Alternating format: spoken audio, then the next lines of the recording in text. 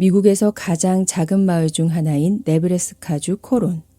이곳에서 모두에게 존경받던 한 여성이 자신의 차고에서 싸늘한 주검으로 발견됩니다. 평화롭던 이웃들은 충격에 빠졌고 경찰은 용의자도 목격자도 찾지 못해 난항을 겪었죠.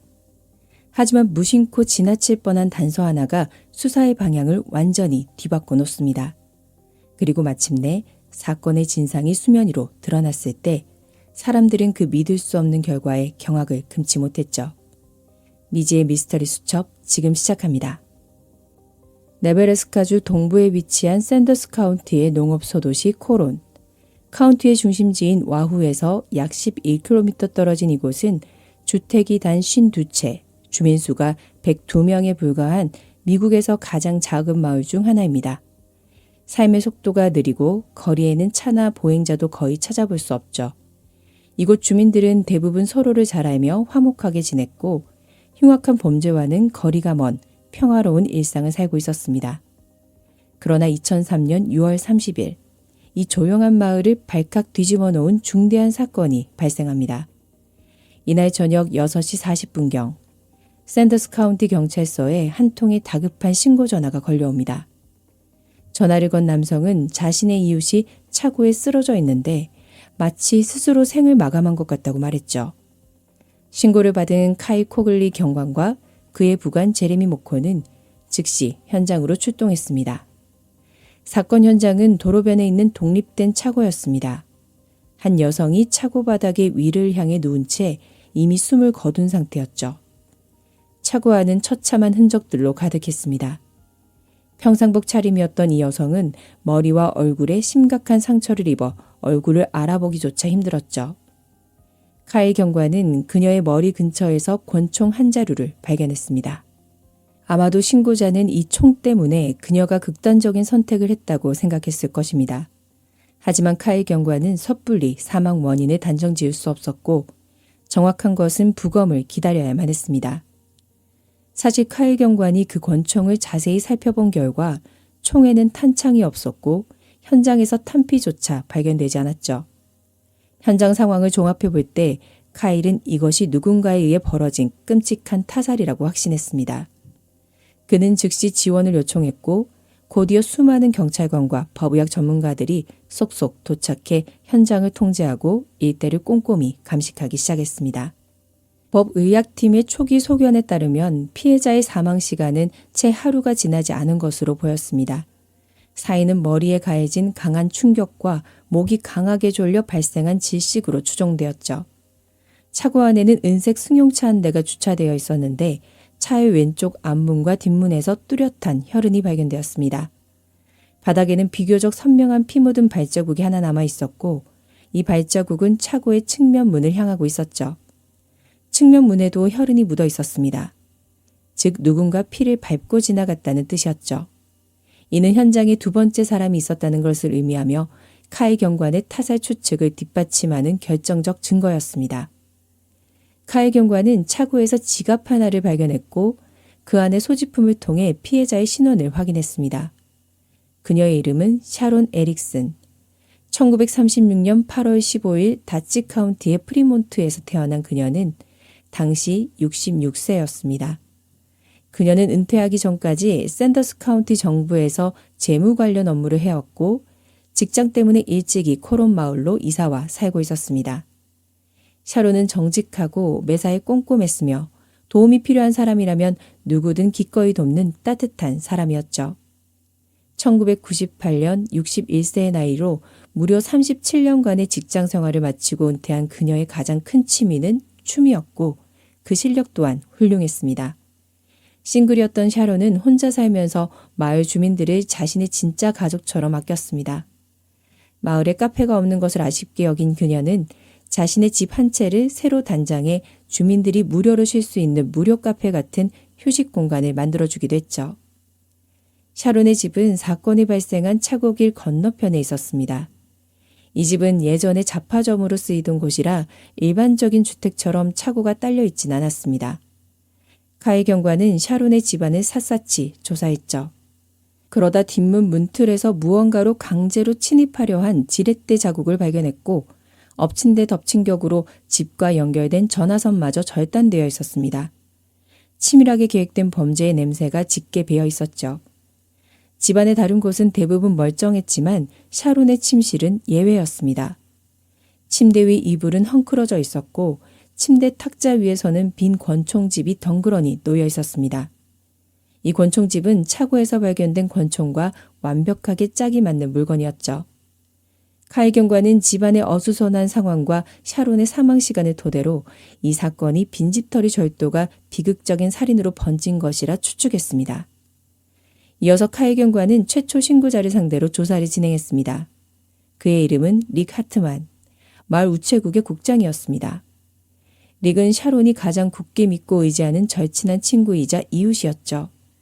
그는 샤론의 집과 무료 카페의 열쇠를 모두 가지고 있었고 샤론이 마을을 비울 때면 우편물을 대신 거두어 주거나 카페 관리를 도맡아 주기도 했습니다. 릭은 사건 당일 샤론이 외출한다는 말을 전혀 하지 않았는데도 하루 종일 그녀의 모습이 보이지 않아 걱정되는 마음에 들렀다가 차고에서 시신을 발견했다고 진술했습니다. 하지만 카일 경관이 경찰서로 동행해 추가 조사를 받자고 요구하자 릭의 태도가 180도 돌변했습니다. 그는 서해 가기를 완강히 거부하며 나를 의심한다면 당장 체포하고 아니면 그냥 보내달라고 목소리를 높였죠. 카일 경관은 그의 예민한 반응에 내심 놀랐습니다. 물론 조사를 받을지 말지는 전적으로 개인의 자유라지만 보통 피해자와 일명식도 없는 사람조차 경찰의 협조 요청을 쉽게 거절하지 않는데 하물며 가장 친한 친구라는 사람이 이런 반응을 보이는 것은 무척 수상했기 때문입니다. 카일 경관은 릭에 대해 깊은 의구심을 품을 수밖에 없었고 경찰은 그를 최우선 용의선상에 올리고 본격적인 조사를 시작했습니다. 카일 경관은 릭의 아내 안나를 찾아가 사건 당일 밤 릭이 집에 있었는지 캐물었습니다. 안나는 릭이 밤새 집에 머물렀다고 대답했죠. 게다가 카일이 알아본 바에 따르면 릭은 전과 기록 하나 없는 아주 성실하고 조용한 사람이었습니다. 겉보기엔 릭이 사건과 무관해 보였지만 경찰은 다른 방향으로 수사를 넓혀가면서도 릭에 대한 의심의 끈을 완전히 놓지는 않았죠. 이 끔찍한 일은 코론 마을에서 무려 40년 만에 발생한 첫 살인사건이었습니다. 피해자가 모두의 존경을 한몸에 받던 샤론이었기에 이 비보는 순식간에 마을 구석구석으로 퍼져나갔죠. 카일 경관은 열성적인 주민들로부터 샤론에 대한 수많은 제보 전화를 받았습니다. 경찰은 샤론의 이웃들은 물론 마을 내 전과자들을 샅샅이 탐문하기 시작했죠. 그러던 중 24살의 청년 짐 마스와 마주하게 됩니다. 그는 젊은 시절 절도 혐의로 기소된 적이 있었고 현재 캔사스주 위치타에서 주택 수리를 하고 있었습니다. 경찰이 찾아오자 짐은 그들의 방문 목적을 대번 짐작한 듯 했죠. 그는 과거 자신의 비행을 부끄러워하며 10대 때 속을 썩이고 짓궂은 장난도 많이 쳤지만 샤론은 단 한 번도 자신을 비난하거나 꾸짖지 않았다고 털어놓았습니다. 그는 샤론의 안타까운 소식에 깊은 슬픔을 표했죠. 카일이 사건 당일 어디에 있었냐고 묻자 짐은 그날이 마침 월급날이라 퇴근 후 친구와 함께 와후에 있는 술집에 갔고 새벽 1시쯤 집에 돌아왔다고 대답했습니다. 짐의 친구와 그의 어머니가 이 알리바이를 확실하게 증명해 주었기에 짐은 범행을 저지를 시간적 조건이 성립되지 않았습니다. 카일 경관이 막 발길을 돌리려던 찰나 짐은 사건과 관련이 있을지도 모르는 한 가지 사실을 떠올렸습니다. 얼마 전 샤론이 체격이 아주 큰 트럭 운전사와 심하게 말다툼을 벌이는 것을 목격했다는 겁니다. 사연인즉슨 그 운전사가 샤론의 집 앞에 트럭을 자주 세워두었고 때로는 에어컨을 켜둔 채 시동을 끄지 않아서 매연과 소음에 참다 못한 샤론이 폭발했다는 것이었죠. 이 이야기는 카일 경관도 다른 주민들에게서 얼핏 들은 적이 있었지만 짐의 설명이 훨씬 더 구체적이고 뚜렷했습니다. 카일은 수사 과정에서 샤론과 마찰을 빚은 사람은 오직 이 트럭 운전사뿐이라는 것을 직감했죠. 두 사람의 갈등이 극단으로 치달았다면 충분히 살인의 동기가 될 수 있었죠. 하지만 문제는 이 작은 마을 도로에 CCTV 따위는 없어서 그 트럭을 찾는 것이 모래사장에서 바늘찾기라는 점이었고 만약 그가 진짜 범인이라면 이미 아주 멀리 도주했을 가능성이 높았습니다. 바로 그때 기다리던 샤론의 부검 결과가 도착했습니다. 보고서는 사망 시간을 새벽 2시에서 6시 사이로 좁혀주었습니다. 샤론은 얼굴과 머리에 끔찍한 중상을 입은 것 외에도 갈비뼈 2개가 부러져 있었고 오른손에는 뚜렷한 방어흔이 남아 있었습니다. 그녀가 생의 마지막 순간에 얼마나 끔찍한 공포와 절망과 싸웠을지 짐작조차 하기 힘듭니다. 더욱 충격적인 것은 보고서에 담긴 또 다른 비극적인 세부사항이었습니다. 샤론이 차마 입에 담기 힘든 몹쓸 짓을 당했다는 사실이 밝혀진 것입니다. 전혀 예상치 못한 일이었지만 역설적이게도 이는 사건 해결에 가장 결정적인 열쇠를 쥐어주었습니다. 바로 피해자의 체내와 바지에서 남성의 DNA가 온전히 검출된 것입니다. 사건 발생 열흘 뒤인 7월 10일, 경찰이 애타게 찾던 그 트럭 운전사가 제 발로 마을에 다시 나타났습니다. 그는 예전처럼 보란 듯이 샤론의 집 앞에 트럭을 세우고 휴식을 취하고 있었죠. 경찰은 즉시 그를 서로 연행했습니다. 그는 자신이 도대체 무슨 잘못을 했는지 모르겠다는 듯 불쾌한 기색을 감추지 않았고 샤론이 사망했다는 사실조차 전혀 모르는 눈치였죠.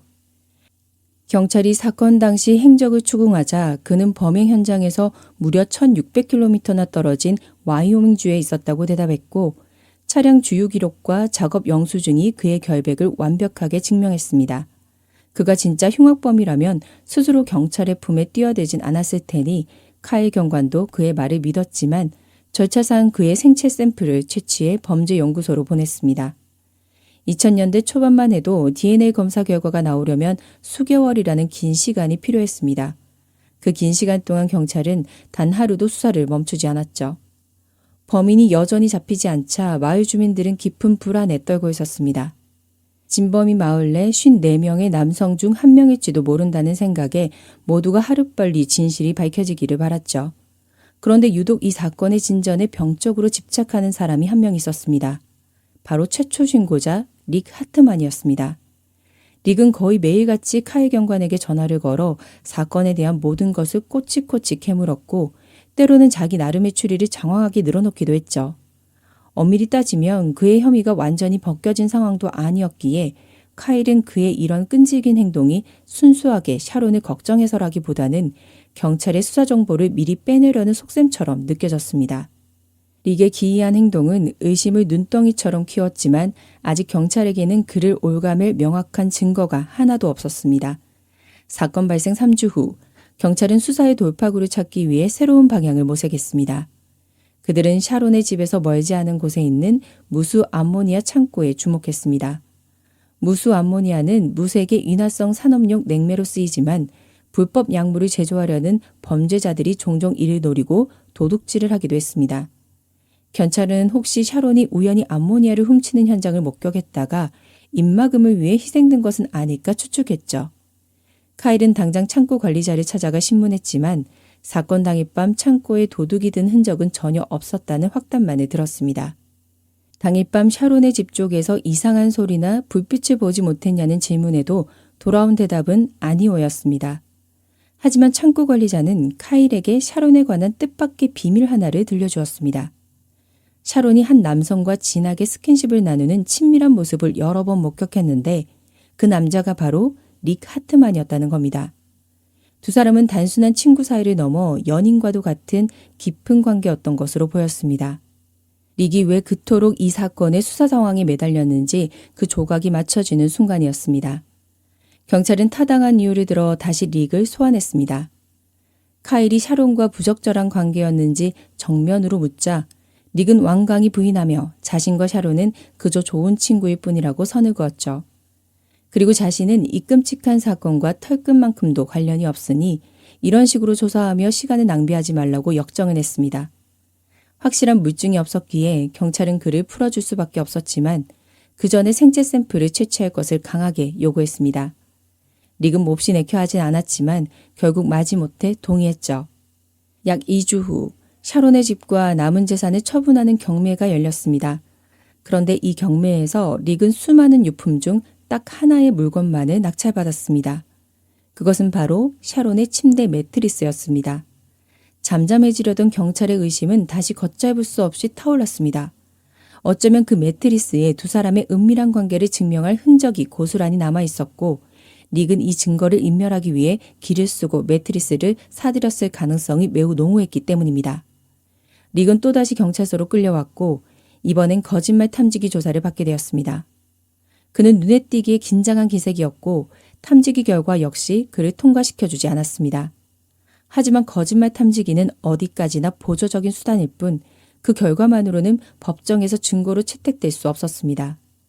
모두가 릭을 흑막으로 의심했지만 지금 당장 경찰이 할 수 있는 일이라곤 이 모든 미스터리를 단번에 끝내줄 DNA 검사 결과를 초조하게 기다리는 것뿐이었죠. 길고 피말리는 기다림 끝에 마침내 법의학 실험실에서 결과가 전해졌습니다. 놀랍게도 현장에서 채취한 DNA는 릭의 DNA와 일치하지 않았습니다.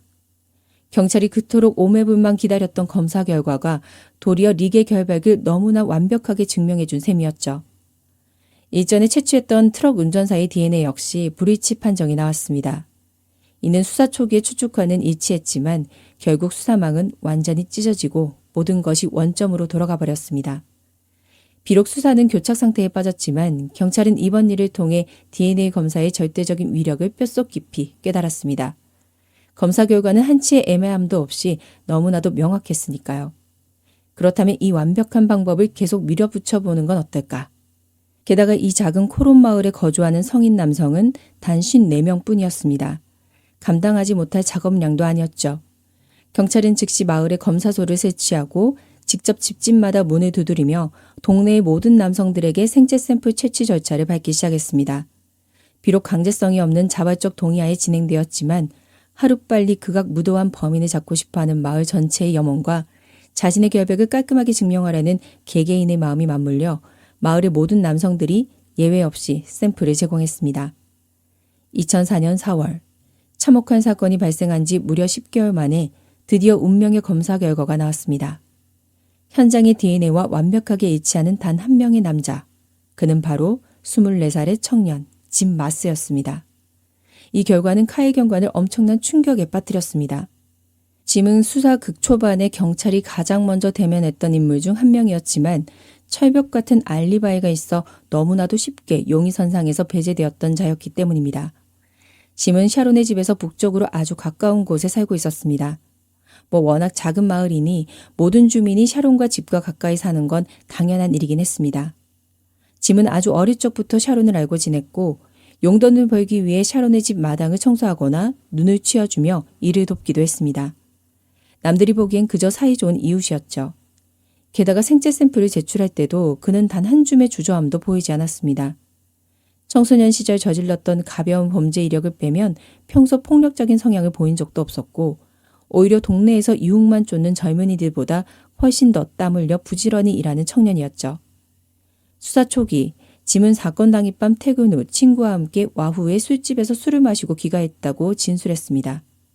그의 친구와 어머니가 시간대까지 정확하게 그의 진술을 뒷받침해 주었기에 경찰은 짐의 알리바이가 확고부동하다고 맹신했죠. 이 증언들 자체에는 거짓이 없었습니다. 하지만 경찰이 뼈아프게 놓친 맹점이 딱 하나 있었으니 바로 그가 집에 돌아온 후 다시 밖으로 나갔을 가능성이었습니다. 짐은 샤론 살해 혐의로 그 즉시 경찰에 체포되었습니다. 그는 자신이 체포된다는 사실에 극도로 당황한 기색을 보였고 신문 과정 내내 사건과의 연관성을 결사적으로 부인했습니다. 경찰이 절대 빠져나갈 수 없는 강력한 생체 증거를 눈앞에 들이밀었지만 그는 경찰이 단단히 오해하고 있는 게 틀림없다며 우겼습니다. 샤론은 나이든 할머니이고 난 이제 겨우 25살인데 내가 대체 왜 할머니에게 그런 짓을 하겠습니까? 라며 억울함을 호소했죠. 그리고는 다짜고짜 변호사를 요구하며 입을 굳게 닫아버렸고 신문은 그렇게 중단되고 말았습니다. 짐이 체포되었다는 뉴스는 마을 전체를 혼란의 도가니로 몰아넣었습니다. 피해자 샤론은 짐의 어머니보다도 나이가 많았습니다. 주민들은 진범이 잡히기를 그토록 원했으면서도 한편으로는 경찰이 정말 애먼 사람을 잡은 게 아니냐며 의구심을 거두지 못했죠. 하지만 기소 절차를 밟으며 재판을 기다리던 중 짐이 수감되어 있던 교도소에서 그를 나락으로 떨어뜨릴 새로운 실마리들이 터져나왔습니다. 무려 5명의 재소자가 짐이 자신들에게 범행 과정을 무용담처럼 자랑스레 떠벌렸다고 일제히 증언한 것입니다. 경찰은 이 5명의 진술을 퍼즐처럼 하나하나 맞추어 사건 당일 밤에 소름 끼치는 진실을 마침내 완성해냈습니다. 그날 밤 짐은 친구와 와후의 술집에서 술을 마신 뒤 차를 몰아 집에 돌아왔습니다. 어머니가 방에 들어가 휴식을 취하는 것을 보았지만 그는 침대에서 계속 뒤척이며 잠을 이루지 못했죠. 낮에는 뼈 빠지게 일했지만 수입은 쥐꼬리만 했고 돈에 쪼글리던 그는 더 많은 돈이 간절했습니다. 결국 짐은 혼자 사는 늙은 샤론을 완벽한 범행의 표적으로 삼았습니다. 옛 좀도둑질 버릇이 되살아나 샤론의 집에 침입해 도둑질을 하기로 마음먹은 것입니다. 그는 뒷마당의 울타리를 훌쩍 넘어 샤론의 집으로 접근했고 혹시 모를 신고를 원천 차단하기 위해 가장 먼저 외부 전화선을 가차없이 끊어버렸습니다. 그런 다음 모종삽을 쑤셔 넣어 집의 뒷문을 강제로 뜯고 들어갔습니다. 원래는 그저 감나가는 물건만 대충 챙겨서 조용히 사라질 계획이었지만 안타깝게도 문을 부수는 요란한 소리에 샤론이 잠에서 깨고 말았습니다. 집안에서 침입자와 맞닥뜨린 샤론은 그 도둑이 얼굴을 익히 알던 이웃 청년 짐이라는 사실을 알아채고는 그를 호되게 나무랐습니다. 그녀는 방어용으로 침대 옆 곤충을 집어들었지만 차마 방화쇠를 당기지는 않았습니다. 대신 경찰에 신고하기 위해 발길을 돌렸죠. 전화선이 목통이 된 것을 확인한 샤론은 급한 대로 차고에 있는 전화를 쓰기 위해 길 건너편 차고로 필사적으로 달려갔습니다. 하지만 이성을 잃은 짐은 그녀를 맹렬히 뒤쫓아갔고 차고 안에서 그녀를 덮쳐 잔혹하게 폭행했습니다. 그 절체절명의 순간 샤론은 자신이 움켜쥐고 있던 총에 탄창이 빠져 있다는 사실을 그제야 깨달았습니다. 노쇠한 샤론은 혈기왕성한 건장한 청년의 무자비한 폭력을 막아낼 힘이 없었고 결국 짐의 손에 그곳에서 비참한 최후를 맞이하고 말았습니다. 샤론의 몸에 남겨졌던 끔찍한 몹쓸짓의 흔적이 이 잔혹한 범행의 어느 시점에서 벌어진 것인지 경찰은 끝내 정확한 전말을 밝혀내지는 못했습니다. 짐이 다른 건 다 떠벌리면서도 그 부분에 대해서만큼은 끝까지 입을 다물며 침묵으로 일관했기 때문입니다. 2005년 8월 15일 짐 마스는 2급 살인 혐의로 유죄 판결을 받고 종신형을 선고받았습니다.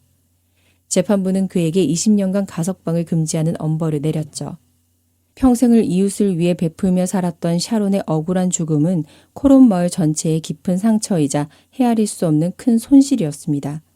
하지만 전 주민이 하나 되어 생체 샘플을 제출하며 적극적으로 수사에 협력했고 그들의 결속력이 결국 악랄한 범인을 심판대에 세우는 결정적 역할을 했습니다. 그것은 늘 그들을 가족처럼 품어주었던 따뜻한 이웃, 샤론을 위해 마을 사람들이 해줄 수 있는 마지막이자 최고의 보답이었습니다. 오늘 이야기는 여기까지입니다. 구독과 댓글, 좋아요는 늘 큰 힘이 됩니다. 다음 시간에 뵐게요.